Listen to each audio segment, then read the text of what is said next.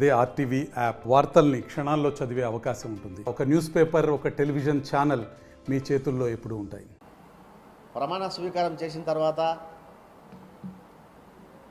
మొట్టమొదటిగా mega DSC పైన సంతకం పెట్టడము, అదేవిధంగా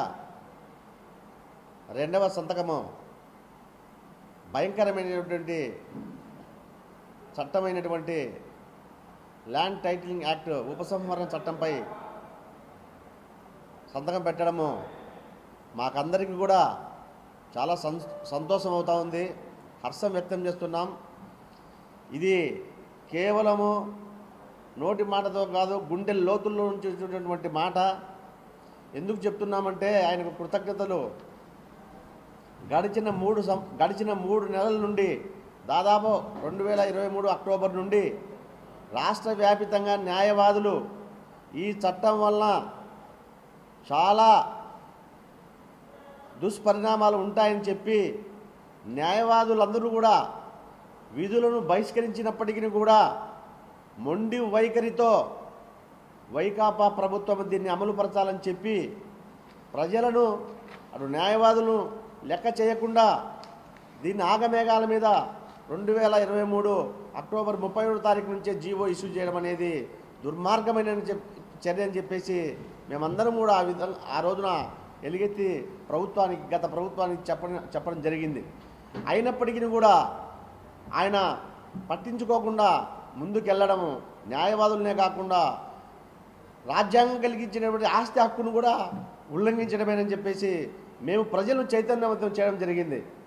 ఆ చైతన్యవంతం చేయడం జరిగిన సందర్భంలో నారా చంద్రబాబు నాయుడు గారు ఎన్నికల సమయంలో ఇది భయంకరమైనటువంటి చట్టం, తెలుగుదేశం పార్టీ అధికారంలోకి వచ్చినట్లయితే ఈ చట్టాన్ని తప్పకుండా రద్దు చేస్తాను అని చెప్పడం జరిగింది. ఆనాడు ఆయనకు మేము ఈ సెక్షన్ వలన ఈ చట్టంలో ఉన్నటువంటి సెక్షన్స్ ఏ విధంగా దుష్పరిణామాలకు దారి తీస్తుందో కూడా చెప్పడం జరిగింది. సెక్షన్ 5 ల్యాండ్ టైటిలింగ్ యాక్ట్ ప్రకారం చూస్తే ఎటువంటి న్యాయ పరిజ్ఞానం లేనటువంటి అధికారిని ల్యాండ్ టైటిలింగ్ యాక్ట్ అధికారిగా ఉపయోగించడం, దాని మీదట అది ఎంతో శాస్త్రీయ పరిజ్ఞానం, న్యాయ శాస్త్రీయ పరిజ్ఞానం లేకపోతే ఈ భూ వివాదాలని పరిష్కరించడం సాధ్యమయ్యే పని కాదు.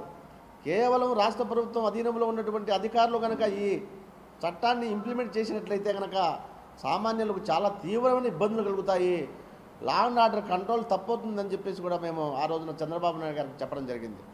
అంతేకాదు సెక్షన్ 38 ప్రకారంగా న్యాయ వ్యవస్థను కంప్లీట్గా భూ వివాదాలకు మరిన్ని వీడియోస్ కోసం ఛానల్ ని సబ్స్క్రైబ్ చేయండి. లేటెస్ట్ అప్డేట్స్ కోసం వాట్సాప్ ఛానల్ ని ఫాలో చేయండి. అండ్ లింక్ డిస్క్రిప్షన్ లో ఉంది.